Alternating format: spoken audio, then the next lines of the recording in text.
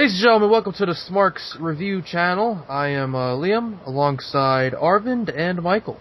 Hi. Hi. What we do here is we're Smarks. If you don't know what a Smark is, it's a wrestling mark. If you don't know what a wrestling mark is, it is a fan that just goes apeshit about the product, either in good ways or bad ways. But we are Smarks, which means that we are smartasses that do the same thing. If we feel something is fucked up, we will proceed to rant about it and tell you what we would have done in the most smartass way as possible. So, what we're doing here on this inaugural episode, episode 1, we are going to be reviewing WWE New Year's Revolution from the year 2005. This took place in San Juan, Puerto Rico. Yeah. First pay-per-view ever. I don't know how this. I don't know if this was recorded or live. It had to. I don't It might know. be live. It was live because in Puerto Rico they have the same time as over here. Yeah, they're on the East Coast. Oh, okay, cool. Okay. Well, yeah. I don't know. Florida. I don't know what the venue is. I forgot what the venue is. Like the arena. Venue. Do they still have it over there in Puerto Rico, or did they know. tear that shit down? I don't know. I didn't even know Puerto Rico's had arenas. Puerto Rico's. You mean Puerto Ricans? I said I didn't know Puerto Rico had arenas. Well, they're not dirt poor. I don't know, man. I don't live there. Oh my god, what the fuck was that? Alright, anyway. Okay. So basically what we start off the pay-per-view with, in my opinion, a very nice intro. Like, you ever get one of those local advertisements promoting a certain area? Like, come to Hawaii, come to whatever, I don't know what the fuck. But they do the same thing with Puerto Rico, but the only difference is, as they're advertising Puerto Rico, they do like these little snippets of like demonic shits interrupting it, and it's the chamber. Yeah. I thought that was pretty cool. Yeah, I liked it. It was very tasteful. It was like kind of ironic because we're like in winter, and then they had like the fucking the palm trees and shit. So I thought that was fun. Yeah, I thought it was a good little pizzazz to add because it gets hype for the chamber, and it also gets it out there that they're in fucking Puerto Rico. Not in America. Yes. All right. So the fireworks. Pew pew pew. Yeah. That was the worst impression I've ever heard of fireworks. All right. Well, anyway, yeah. So we start off with JR and King. Baka, welcome to blah blah blah blah blah, whatever, and they are just nonstop selling the chamber because they want you to know that shit's going down tonight. Shit is fucking going down tonight. All right. And then they were just hyping up the chamber. Yeah, basically the whole time. Basically, this whole pay-per-view is just a bunch of other matches in the chamber. Yeah, I could. No other match. The shit was like Manny Pacquiao versus Mayweather. Ain't nobody want to watch the other matches. They would just want to watch. Who was even on the undercard? No one knows. Exactly. Alright, so basically this is how we're going to be going over it. Some of us took notes, some of us did not take notes, but we will try. We will try Some of us, me and Michael. Yeah, we'll just try to go over everything that we have here, compare. Yeah. So basically we start off with a tag team title match. It is the World Tag Team Champions, Eugene and William Regal. Ew. Very odd. Defending against Christian and Tyson Tomko. It's what I really liked Christian. I thought it was cool around this time. Two guys are, one of the most underutilized talents in WWE. Eugene, wait, you said Christian? Yep. Yeah, Christian, I'll agree with that. That was pretty cool. Alright, so basically, during the entrances, Eugene is sporting a Hulk Hogan type attire. Yep. Eugene is hilarious. Instead of saying Hulkamania, it just says Eugene in the Hulkamania font.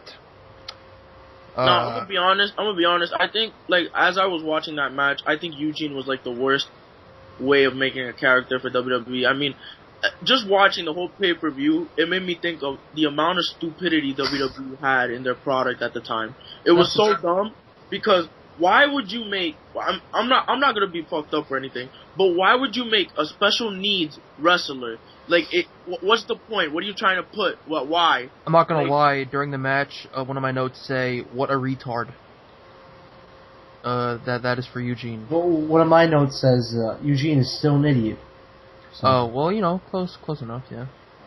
Especially with that match, I'm gonna be honest. That match, it was good until this pay-per-view. I'm being honest. Like, it had there were so many good matches on the card, but they were so disappointing. Yeah. It's kind of an oxymoron there.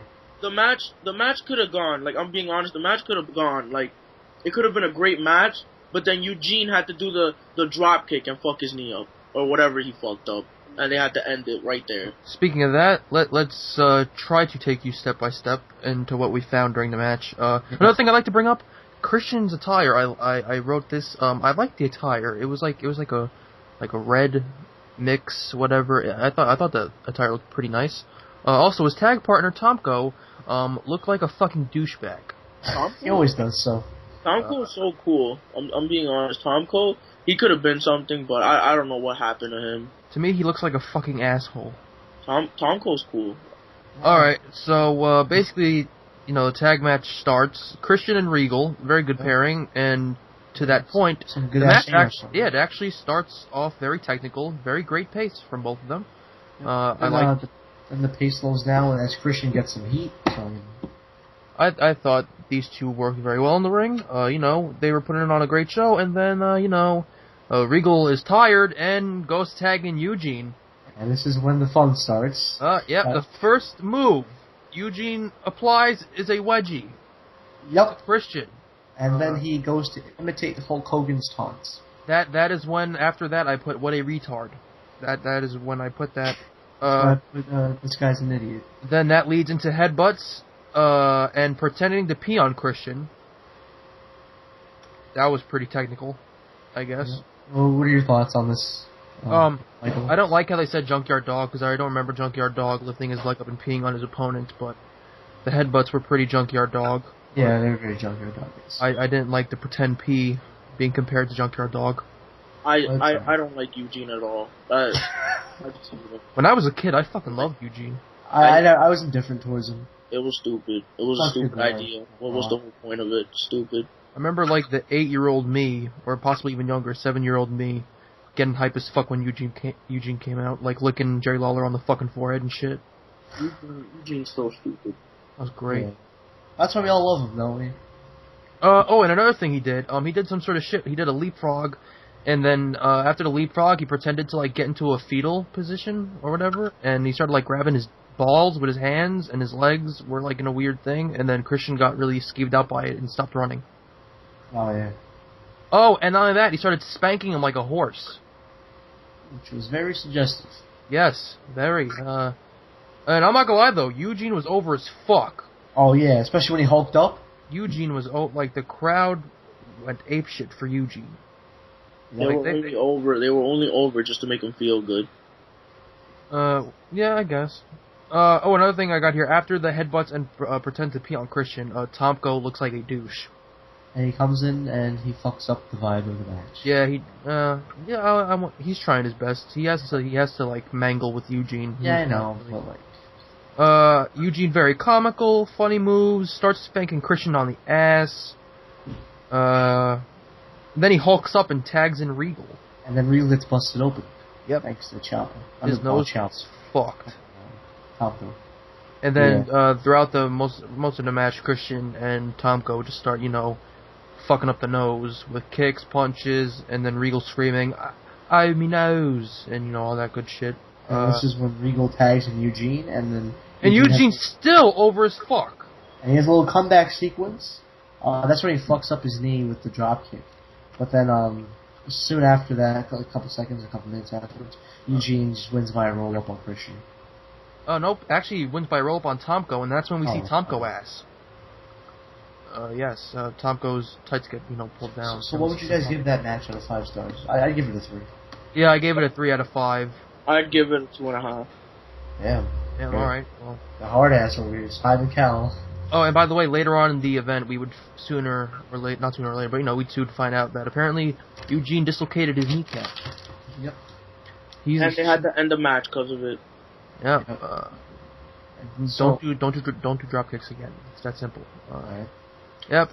So from there we go backstage. Not backstage, but we go to a snippet clip of Christy Hemme.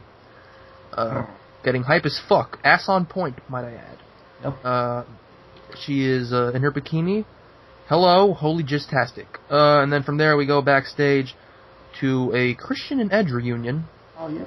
No, I thought this was cool because, like, when I heard them talking, I thought, well, the first thing that came into my mind was like, damn, Edge was really up back then, and you had Christian like, which yeah. I remember when I was a little kid, and I probably saw this. I'm not gonna lie, I was probably like maybe 8 years old. So I mean, I didn't really get to see Edge and Christian team up as much. I was aware, but I never got to see them, like really team up. And I believe after this little encounter, I think they would start to team up on Raw and shit for like a tad bit. I don't know about you guys, but when I was a kid, I would always favor Christian. I don't know why. What? Wait, what happened with Christian? Like, I would always favor Christian over Edge for some reason. I don't know. I just felt bad for him. And then that's when Christian became the bad. No, that's when Christian became the other guy. Yeah, at this point, Christian was the other guy. Yeah, and he still has always been the other guy. Yep. But honestly, Edge went on to win the Money in the Bank, right? At 21. Who, Christian? No, Edge. Oh, Edge, yeah. Yeah, so yeah. That's when he got his push to the moon.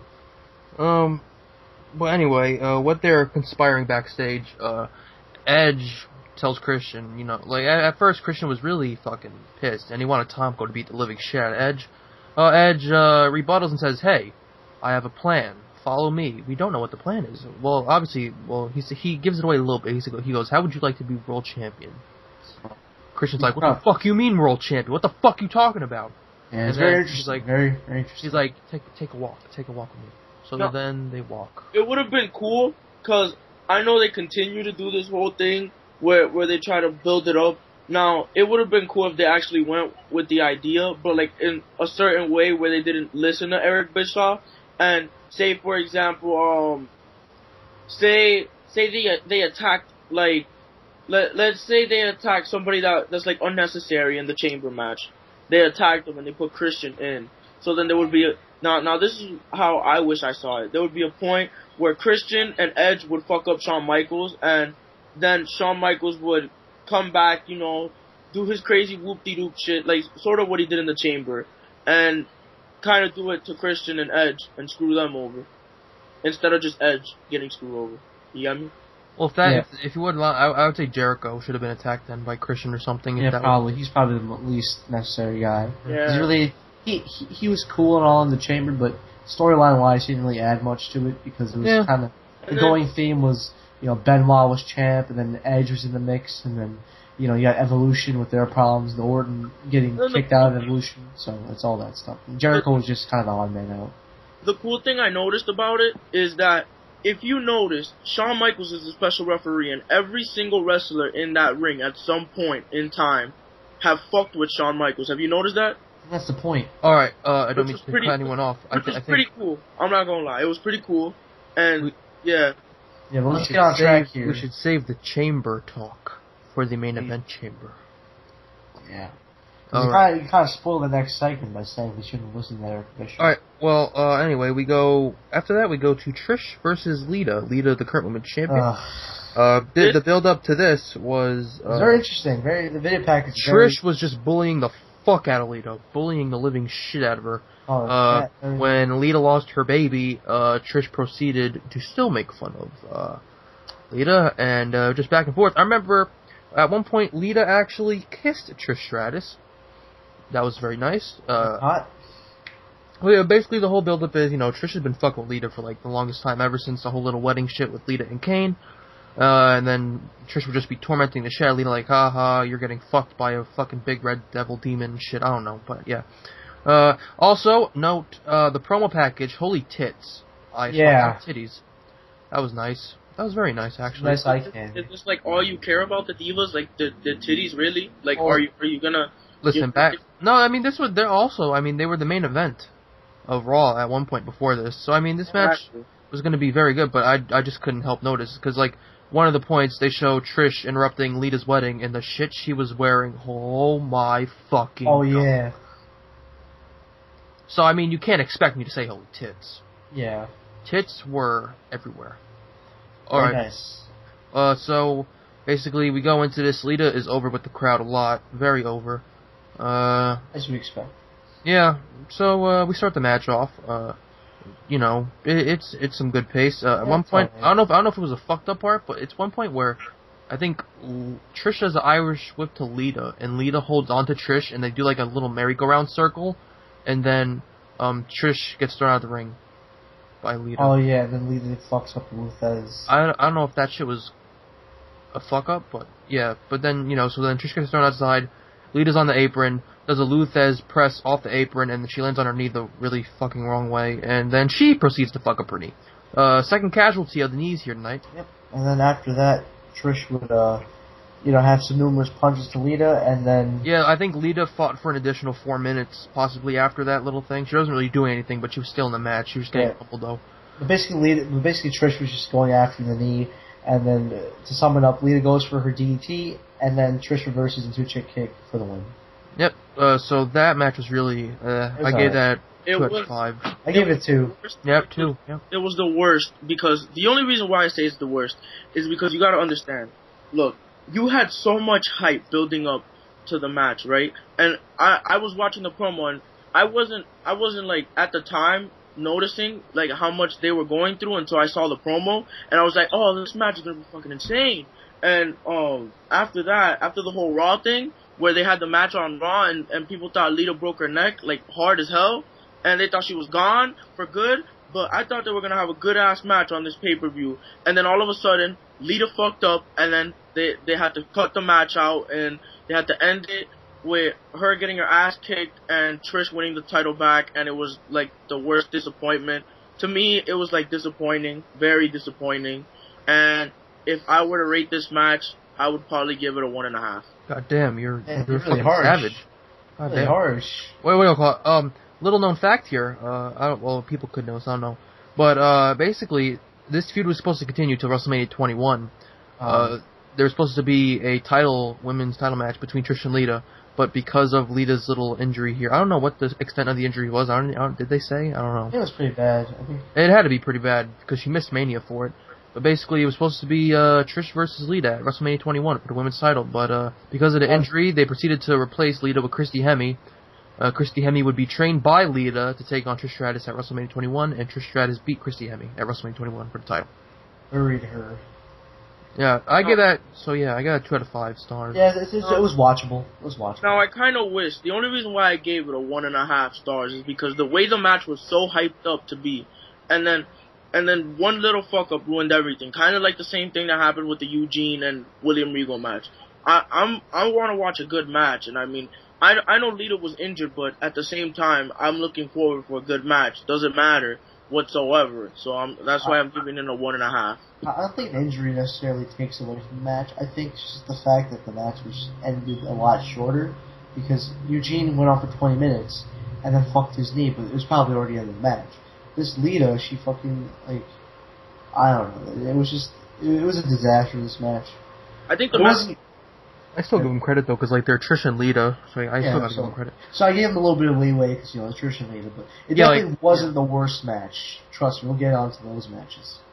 Yep, so then from there on, we go backstage, Jericho getting ready for the fucking chamber. He's, doing his little shindig, getting hype as fuck, pumping himself up. And then after that, we go to the poolside again with Maria in a bikini. Yep, and that's very nice. Now, these are probably the best segments in the whole pay-per-view, being honest. That's just...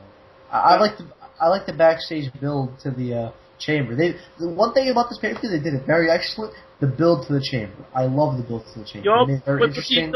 With Batista, right? And they were like... Yeah. We'll get to that. Yeah, we're gonna get to that. Let's focus on this. Okay, so Maria Kanellis first. Yeah, so from Maria in a bikini, by the way, holy just-tastic, we go to Edge trying to get Christian to replace him in the chamber, and they're backstage with Eric Bischoff. The reasoning Edge wants to have Christian replace him is because he's afraid HBK is going to, screw him over. And basically this is Edge's layout here. The plan is to have Christian replace him in a chamber, and then that would lead to tomorrow night, the next night on Raw. Edge recommended that if Christian or whoever wins the chamber would have to go on to face Edge the next night on Raw for the title. And Eric Bischoff shot that shit down. For some reason, Christian was okay with that. Yeah, he was. And then, Bischoff said, "Fuck you, bitch." I felt like they should have added Christian in some sort of way and not just shoot him down. Like, I don't even know if did he ever eventually get into the picture after that, or was actually, it like, yes, he was involved with the WWE title when John Cena got drafted. Oh yeah, he was. I remember that. And when Yeah. was that? Like after, like That what? was Backlash 2005. That was a couple months after. Like, Yeah. it was after Mania. Yeah. I So wish- yeah. I wish but, he got involved like after or something. I don't know. Christian, he could have been something. WWE just fucked him really hard. Yeah. So But that's what you get when you're part of a tag team with two very talented people. One of them has to fail, one of them has to succeed. Anyway, after Bischoff shuts down Edge, we were basically seeing Edge and HBK kind of have a confrontation here. They have a little stare down. Edge and Michaels talks.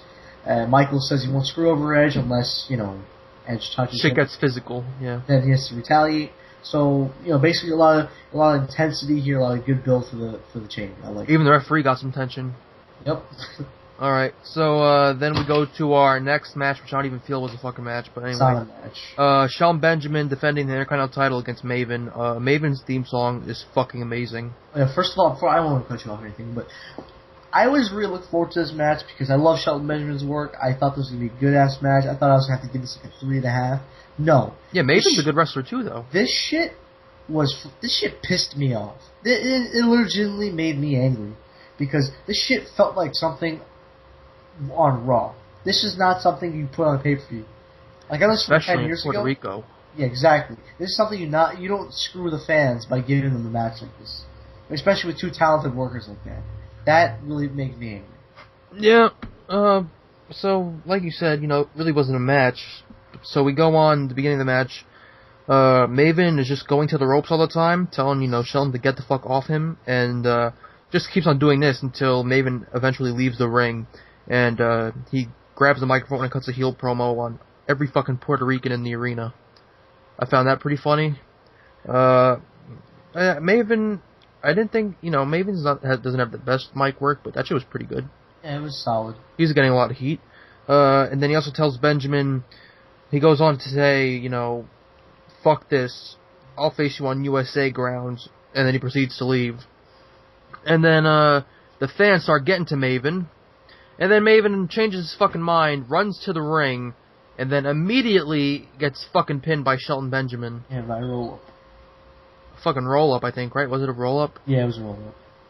So that match was maybe 8 minutes of just fucking talking, and then you only had maybe a good 10 seconds of in-ring action. Yeah. And then after that, Maven says the match should count, he asks for a rematch. The match gets restarted, Benjamin hits his T-bone, wins again. Wins again, 6 seconds. I give that segment, it's not a match, segment, give that a 2, just because Maven's good mic work. I didn't even rate it, I just put not really a match. I rated it as a segment instead of a They match. should have. I honestly think this match, it should have literally just been a match. Like, I don't think there was no point of adding the whole Maven thing against the crowd. It was stupid. I wanted to see a match with Shelton Benjamin because I haven't seen Shelton Benjamin fight in how long, and this is the first pay-per-view we actually do, and I actually wanted to watch Shelton Benjamin fight. And all I saw was him do a freaking T-bone, and that's pretty much it. And I'm pretty aggravated, so this match can get a 1 star. Maybe 2 stars, just because I saw Shelton Benjamin, but that's it. I only give it 2 star because A, I saw Shelton Benjamin's T-bone, and B, Maven had pretty good mic work, but I didn't rate it as a match, but rated it as a segment. It's totally different. I didn't give it shit. Yeah. But before we get to this atrocity of a match, Candice starts rubbing down Christy Hemme. Yeah. And that was one of the best segments also. All the segments with the Divas were amazing. Pretty much. Fucking great. Then from that great rubbing down, Here's a real boner killer. we go to Chris Benoit getting ready for the chamber. So far we've seen Jericho get ready, Benoit get ready, Edge kind of get ready. I don't know, but yeah. Then we go to match. Alright.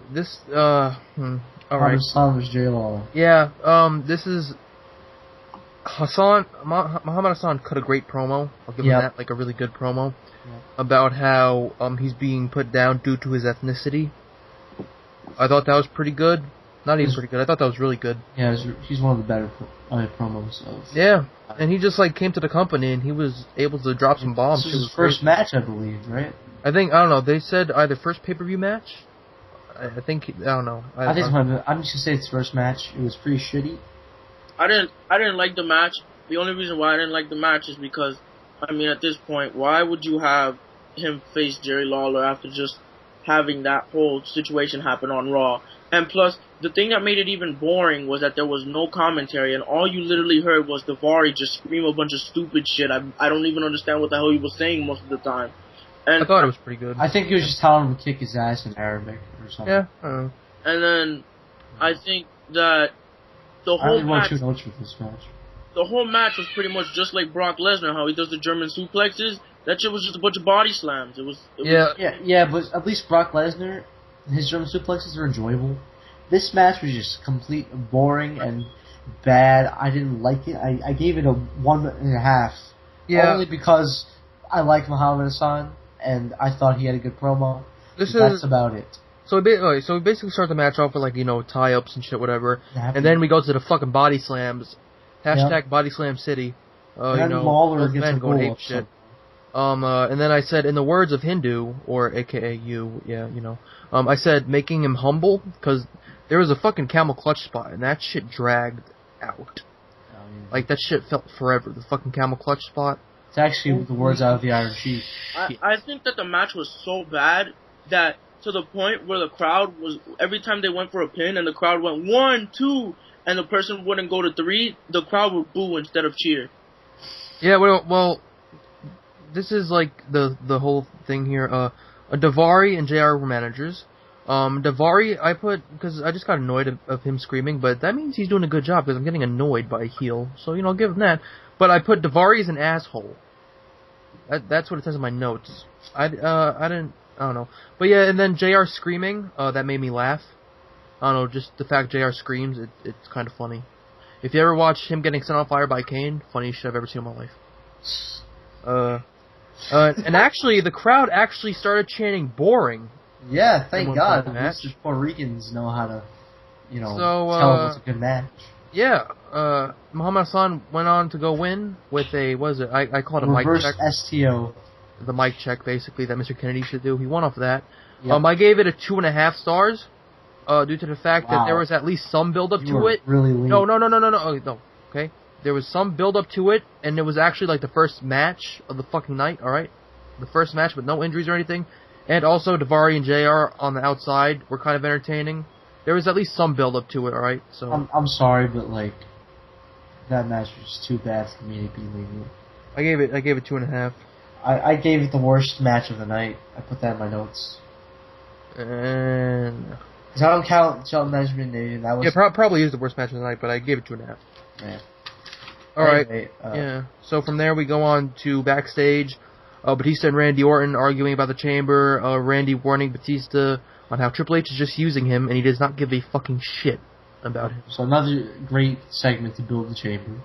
Yeah, so Batista trying to be talked to by Orton, you know, like, dude, listen. He does not give a single fuck about you. He just wants the title, and he wants you to be his bodyguard. And then Batista goes on to say, no, if I see a chance, whatever, I'm gonna fucking take it, you know, bitch. So yeah, fuck you. Now, the thing that was amazing about it was the build-up for like the whole pay-per-view. I think the whole pay-per-view revolved around Batista. The only reason why is because if you think about it, but this was like the moment of truth, and this was another thing building up for WrestleMania 21. I'm guessing how they were gonna try to make Batista break away from Triple H. Yeah, foreshadow. And it was great. I thought it was great because they had everybody thinking is today is like that pay-per-view gonna be the time Batista's gonna, you know, mess up Triple H. Yep, and Batista did enter last. Or is he just gonna kiss ass? And the way Orton said it, it was like the moment of truth. Like, this is Batista's now. It was like his moment to either die or live. And in that case, when we talk about the main event, we will find out what moment he chose. Yeah. So from there, after that little thing, it's the fucking coach. Yeah, ESPN analysis now. Jonathan Coachman replaces Lawler on commentary. So and Lawler's had a grueling match. Pretty funny. Yeah, he's hilarious. I love him. So after that, we go to Kane versus Snitsky. The build-up to this match is basically due to the fact Snitsky hit Kane with a steel chair, and then that had Kane fall on Lita, who was pregnant at the time, and her baby was killed. And then the infamous line. Great Gene storylines. It wasn't my fault. Wasn't his fault. I thought that match was like, you know how it was okay. I gave it a 3. I thought it was good for a big man match. I gave it a 4. Wow. Yeah. I thought it was very good for a big man match, but I gave it a 3. So yeah, the match takes place due to Lita losing her baby. Both are equal in size. So the match starts. I don't know if I'm nitpicky. The first thing I fucking pick apart, Kane's boot got loose. Yeah, his fucking boot got loose. I didn't notice that. Yeah, his little boot shit. I'm not like shitting on Kane for it, but it's just something I noticed. Yeah. Snitsky hit some awkward but cool ass looking sidewalk slam on Kane. Oh yeah, yep. And Snitsky was in control for most of the time, surprisingly. Snitsky was working very well. Weird. It's weird. At one point after the sidewalk slam, that was the only spot I remember. I remember the sidewalk slam. Anything after that, I really don't remember, kind of. But there was kind of a spot where Snitsky kind of put him in like an abdominal stretch, but like. Oh yeah. He was on the ring post. Like a ring post, yeah. I have that here. It says Snitsky with sidewalk slam. After that, the major thing that happened next was he exposed the concrete floor. Oh yeah. And then he was about to hit Kane with some shit, and then just Kane backdropped Snitsky on the floor. And it looked pretty fucking dangerous. I actually put, after Snitsky put him in the abdominal stretch around the ring post, put Rest Hold City right now. Alright. So, yep. So after that, that's when he hit the abdominal stretch using the ring post. Yep. And Snitsky was very impressive to me, at least. Very impressive. Yeah, he was going head-to-head with Kane. Both were working very fast-paced. I really enjoyed it. I thought it was such relief, because we didn't actually get a match. We got a botched match. We got an injury match. It was a very good opener. And then we just got a freaking terrible match. So it really warmed my heart in my faith in this pay-per-view by seeing this good match. So yeah. Basically, the ending sequence was Wait. There's more. Was there?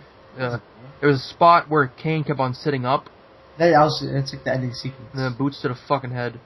Snitsky really fucking up Kane really bad. Kane is coming back and forth from there. Another thing I also noticed. I noticed Kane was wearing a wedding ring.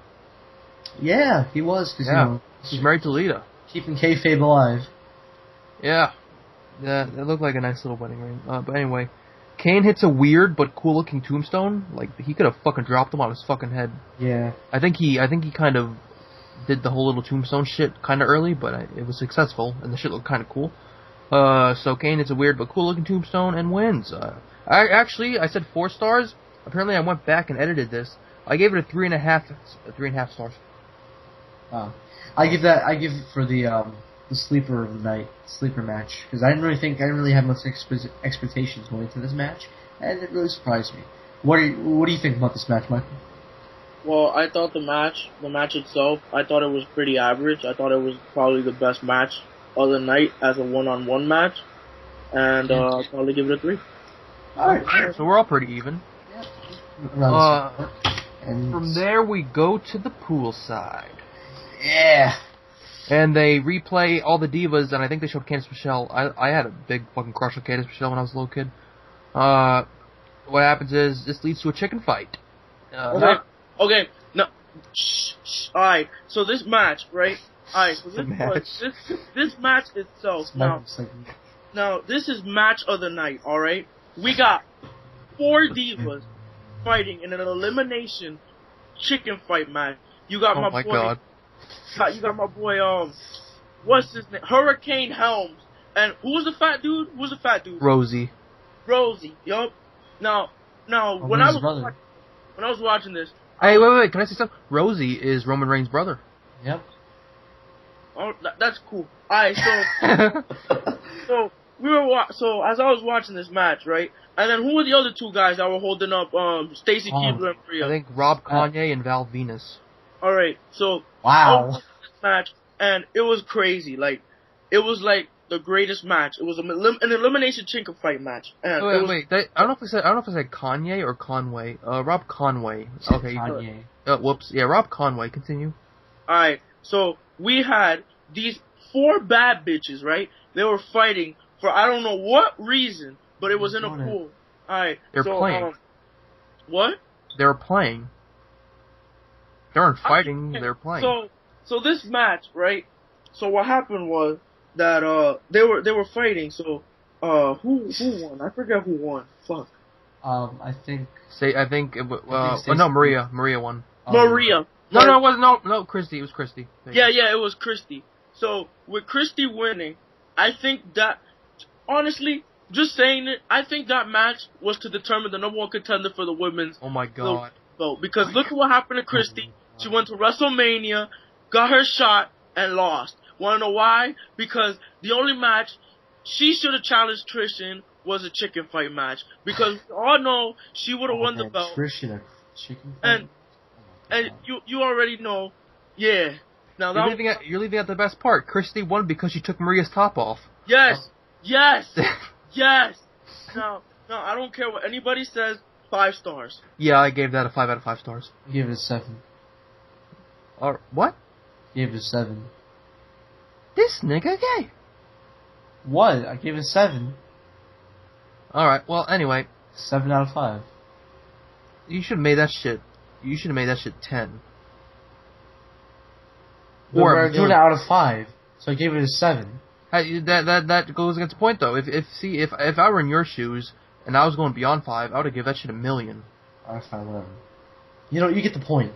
Anyway, right, yeah. Taking Rejoice commentary team. Yeah, whatever. The commentary team thing. We go to the Elimination Chamber. Ooh. Edge, Triple H, Chris Jericho, Chris Benoit, Batista, Randy Orton, Special Ref, Shawn Michaels. There are 2 people in this chamber match that have the name Chris. Let's get this shit underway. Wait, did we ever talk about the promo of We're gonna get to it, I think. Did we ever talk about the Ric Flair Triple H promo? Yeah, we're about to get into that. Yeah, we're about to get into that video package. Wait, then let me do it. We're not upset yet. Wait. Okay. Let's just give everyone a heads up here. The title is vacant due to the fact there was a triple threat match on Raw for the world title. I don't remember when, but basically what happened was Triple H was on the outside. Randy Orton clocked that bitch in the head with a chair. He interfered, clocked that bitch in the head with a chair, and that left Benoit and Edge in the ring. What do you call it here? Benoit, I believe, was getting pinned while he had the crossface locked in on Edge. Basically, the ref counted it 1, 2, 3, and as soon as he hit the 3 count, Edge started tapping. So there's some controversy. They don't know who fucking won. So that's because of that the title was vacated by Eric Bischoff. And then this is what led to the match. And the video package, by the way, was fucking great because I got all that information from the fucking video package. All right, now go with your promo. All right, so the promo itself, this got me shook a little. Cause Batista was like, yeah, I got your back. You know, we homies. I got your back. We gonna get that title for you, dog. And then Batista was like, but if there's a case where you get eliminated and I'm still in the match, you best believe that title coming to the Animal. And that's when you know. I was like, Batista about to whip some ass. And then Triple H looked like he shit his pants. And then Triple H, he was shook. Liam, if when you make the video, right, you gotta put Triple H's face. Like, you gotta put Triple H's face. Like, zoom up on his face. And it'll be that's like the definition of shook. Like, he got so shook. Because if Batista won, he don't know what he'd do. Because then he'd have to face Batista. Foreshadow. You already know because he's going to face Batista at WrestleMania. But this is foreshadowing it if Batista did win. Which, honestly, I think Batista should have won because he was the poster boy at New Year's resolution, and yeah. I think it's a better fit if he came out of Mania winning the title. Yeah, that's true. At the same time, it doesn't matter. He was still the poster boy because the whole show was about him. So this leads to Eric Bischoff coming out with the World Heavyweight Championship. It's vacant. He got that shit. He welcomes everyone to New Year's Revolution, which I found kind of late. Just saying, kind of late. Thanks, Eric. Thanks. No, I think it's symbolic because this is kind of saying, like, hey, this match is where the show starts. Anything else doesn't fucking matter. Yeah, you can say that. So then we go to HBK, the special ref, coming out. First guy out. The sex boy himself. Yep. So after that, his arch nemesis Edge, the first entrant coming out. I thought his attire was pretty badass, and especially the character at the time was pretty badass. I don't like his coat back then. The coat he wore, the what was it, like latex? I don't know what it was. It was pretty cheap. I thought the attire was pretty nice though. The attire. Yeah, his pants were nice. then we got second entrant, Triple H coming out, along with Ric Flair. Also, arch enemy of Shawn Michaels. And Triple H was over as fuck with the crowd. As soon as his music hit, they went apeshit. Yeah. Even though he was a heel. I guess Puerto Ricans love their Triple H. Yeah. Randy Orton came out. I missed the fucking old song. Also a arch nemesis of Shawn Michaels. Well, at this time they were fucking best buddies because, you know, he became a good guy. Oh, yeah. Well, had history with Shawn Michaels. Yeah. Batista comes out. He gets the opportunity to come out last in the chamber because he wanted to beat the clock challenge. Yep. He comes out, the worst guy. Another great fucking theme song I miss. That shit was pretty cool back then. And then Chris Jericho and Benoit come out, and they're the ones that start the match. Yeah, and let me tell you this. When Jericho and Benoit started off, they put on a wrestling exhibition. Yeah, very technical. Very enjoyable to watch. Greatest 5 minutes. Greatest 5 minutes. Yeah, they lock up, have some chain wrestling. Benoit and Jericho have a very nice sequence. They counter each other's finishers and all that stuff. You know, Jericho's to the top, but Benoit kind of like stops and goes for a superplex. And he hits the superplex, and that's when Triple H comes in. And this is where, like, Triple H starts fucking teeing off on both of them. Can I note something? Benoit fucking murdered, no pun intended, he murders people with the fucking chops. I'm being dead fucking serious. Oh, yeah, those are like, literally that was hurting me. Yeah, man. That was fucking hurting me. Watching. Apparently he delivers actual, like, headbutts and chops. Oh, and another thing you missed before that, he had the sharpshooter on Jericho, and then Jericho countered into attempted walls at least. That shit looked pretty cool, but he never got it locked in. So you know, but that counter I never thought of that. Sharpshooter countered into a walls of Jericho.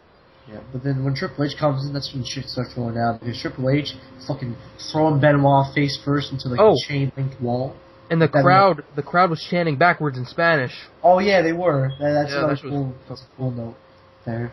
Then you know Triple H goes for some pedigrees on Triple H on Jericho. Yeah, he was wreaking havoc. Yeah, he gets reversed onto a back body drop to the outside. Triple H is taking the spots. But actually, before that, Triple H utilized the chamber first by throwing Benoit into the fucking chamber wall. I said that. You did? I didn't remember that. I said that. Whoops. But anyway, yeah, that was the first utilization of it. Benoit got cut open from that. Yeah. YJ saved Benoit from one of the pedigrees you talked about. Yep. And then when Benoit starts to fight back against Triple H, just when Edge comes in. And then Edge starts to beat the shit out of everybody. That back body drop, though, that Jericho did to Triple H, that shit looked fucking painful. Oh, yeah. And then after that, Triple H was getting fucked. Really bad. Yeah, you got hit with that execution, actually. Yeah, and another thing, though, when Edge came out, though, crickets. Yeah. Fucking crickets. Nobody got hype for anything. Shit for Edge. Nobody got hype for anything. Right, this is before he got, really, really, over. Yeah, so the execution on Triple H, and then, surprisingly enough, a fucking belly-to-belly suplex from Edge on Chris Benoit. From Edge on Chris Benoit. The irony in that statement. Yeah, I would not think of that. And apparently, I don't remember how, Jericho got busted open. He got busted open because Edge threw him into the wall. There was no need for that amount of blood in the match. I'm just saying. Oh yeah, even Triple H. Triple H got a little cut on his fucking nose in the beginning. That would eventually lead to some other shit, but he got a nice little cut on the tip of his nose. Pedigree on Jericho. After that, he couldn't capitalize though. So. Yeah, couldn't capitalize because they were all down. Then fucking Randy Orton comes in, fucking on fire as fuck, and then crossbody on Triple H and just fucking beating the everlasting shit out of Triple H. And like everyone else in the ring did not give a fuck. He was just going after Triple H the entire time until RKO on Chris Jericho. But doesn't go for the pin though. Does not go for the pin. Because then Benoit he reverses RKO into a fucking crossface. Yeah. What a beast. But then Benoit releases his crossface, looks for fucking sharpshooter on Triple H. Yeah, but another cool thing was, as he had the crossface locked in on Randy Orton, Triple H kept taunting him. Like, bitch, like, it looked like Chris Benoit was part of Evolution. Yeah, but then fucking Triple H was like, nah, fuck you, bitch. And he fucking gets a sharpshooter on him. So that was a nice little sequence. I thought that was pretty cool. And then actually, after that, Randy Orton RKO's Benoit. And then, so, Orton jumps over the spear little thing. Edge comes out of nowhere, tries to hit Orton with a spear, but, Orton gets out of the way, and HBK got speared out of his fucking boots. Yep. So you already know shit's about to go down now. Yeah. So then, eventually, Edge hits Orton with that spear, but Shawn Michaels out. Shawn Michaels happens to get up. No, actually, no. He's down. He's trying to wake him up. Yeah, and then he fucking smacks the shit out of Shawn Michaels. Like, what the fuck you doing? What? And what are you doing? He gets a sweet music with his. Yep, right in the. And then a lion salt. Yep. And that's how he gets eliminated. Yep, nice one, Edge. Peace out, man. Check you out. Headbutt off the pod from Chris Benoit. I think onto who? Triple H? Yeah, Triple H. Off the fucking pod. That shit was pretty cool. And then this leads to a Walls of Jericho and crossface spot on Triple H. Like, which yeah, is fucking amazing. But then this is when the animal comes in. We had a little trouble with the pod. Yeah, but he gets in and he fucks shit up. Yeah, he beats the shit out of everyone but Triple H, and he saves Triple H from that little spot. Yeah, but then Orton and Benoit actually start double teaming on Batista. But then get reversed by him. Yeah, Batista throws fucking Jericho into a cameraman. Oh yeah, I have that note too. That shit was pretty fucked. Like that cameraman got. That was that cameraman. And then Orton hits a chop block. And then I have a note here. Batista was Brock Lesnar before Brock Lesnar was cool. Pretty much. Yeah, he was just fucking shit up. Crazy Bulldog from Jericho on Triple H onto the steel. Oh yeah, that was what busted brutal. open. And then she got really fucking bloodied. Yeah, that's what busted Triple H open. And then Batista actually, like, when Jericho was on the ground, Batista spine busters Benoit, and then Batista bombs Jericho onto Benoit. Oh no, I think Batista bombed. He did a spine buster. No, he did a spine buster onto Benoit, and then Batista bombs Jericho. No, I could have sworn he did a spine buster on Jericho too. We did a spine buster on top of Jericho. Oh, Batista. I don't remember that, but then that's how Benoit gets eliminated. Yeah, that's how we got eliminated. Batista. Then again, there's another Batista bomb onto Jericho. And then Jericho gets eliminated, and then we're down to little unlucky Orton here. Yep. Orton got busted open. I don't know how he got busted open. I think Triple H catapults Orton into the steel. Oh, there you go. Triple H and Batista just fucking up Orton really bad. Yeah, but then Orton from out of nowhere gets a fucking head of steam, starts beating the shit out of both of them. And goes for an RKO on Triple H. But Triple H reverses into a push, in which Batista goes for a Batista bomb, but Randy Orton reverses that into an RKO. And he low-blowed the shit out of him. Yeah. So then Orton starts gaining momentum. Yeah, but Batista got eliminated. Yep. Yeah, Batista's eliminated.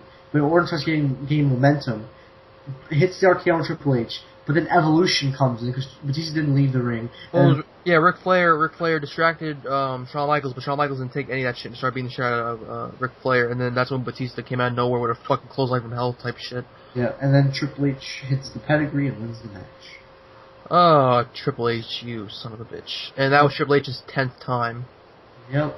Becoming the champion. Evolution celebrates. So I give that a 4.5 out of 5. What do you give that a 4. 4. The whole pay-per-view? If there's a whole, I give it a 3. I give the whole pay-per-view like a 3. I gave it a 3.5. 3.5, maybe 2.5. I gave it a 3.5 stars. I think 3 is fair. 2.5, maybe 3. What was the worst match of the night? Definitely Muhammad Hassan and Jerry Lawler. Maven versus Shelton. That wasn't a match in the town. Well, I mean, if he feels it was a match, he could. I guess. I don't think there was any match. But was it really a match, Michael?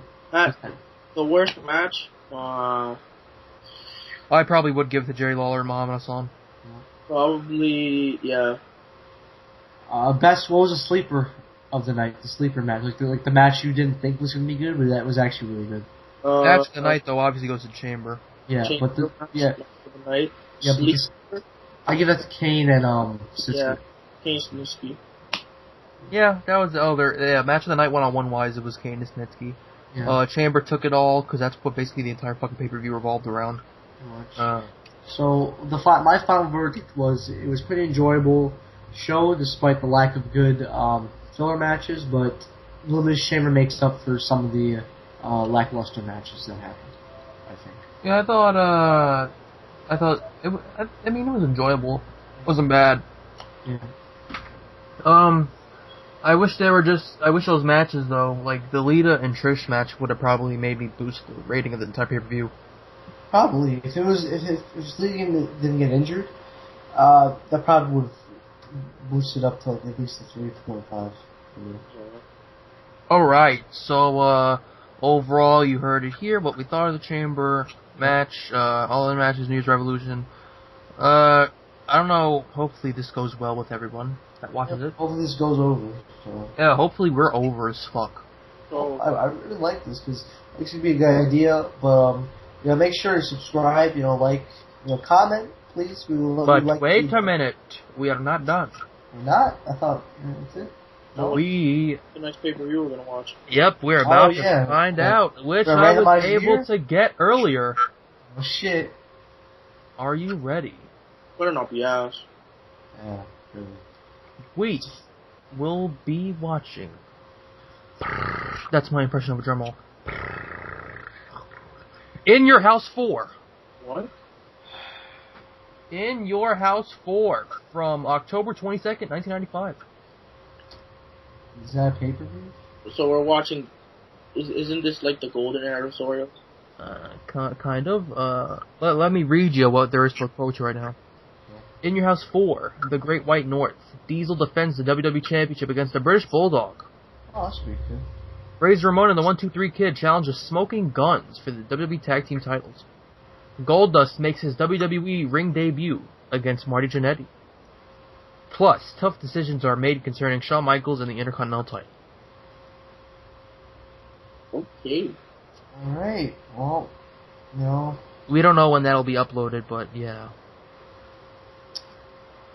So thank you guys for watching. Don't forget to, like, comment, subscribe maybe, for more. We are Smarks. Yep. Hey, Nick! Okay, and apparently we are Penis. And don't forget to subscribe to our gaming channels. Mine is Kick3 Gaming, Liam's is DGU, and Michael's is Michael's Dope. I want pizza! Alright, ladies and gentlemen, thank you for tuning in. This is the Smarks Review channel. Hopefully we weren't too boring or stale or anything. Hopefully we were actually funny. I don't think, I mean, we were alright, but... Hopefully we were enjoyable, how you mean. Alright, ladies and gentlemen, thank you for tuning in, and good night. Even though it could be morning, I don't know whenever you watch this shit. Yeah.